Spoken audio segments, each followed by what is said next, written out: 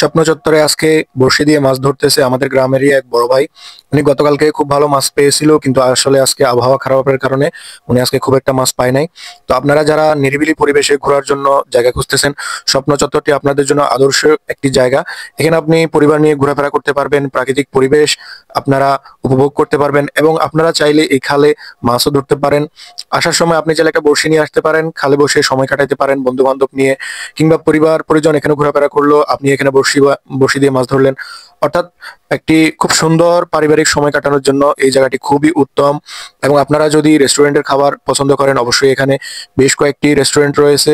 একটি হচ্ছে স্বপ্নপুরী রেস্তোরাঁ, একটি হচ্ছে ধানসিঁড়ি, আর একটি হচ্ছে শীতল ছায়া রেস্টুরেন্ট। তো আপনারা যদি খাবার খেতে চান কিংবা ঘোরাফেরা করতে চান কিংবা পরিবার নিয়ে খুব সুন্দর একটি টাইম স্পেন্ড করতে চান, তাহলে এই স্বপ্ন চত্বরটি আপনার জন্য হবে আদর্শ জায়গা। এখানে আপনি মন মতো ঘুরতে পারবেন, প্রাকৃতিক পরিবেশ দেখতে পারবেন, রেস্টুরেন্টের খাবার খেতে পারবেন, খালে মাছ ধরতে পারবেন বড়শি দিয়ে।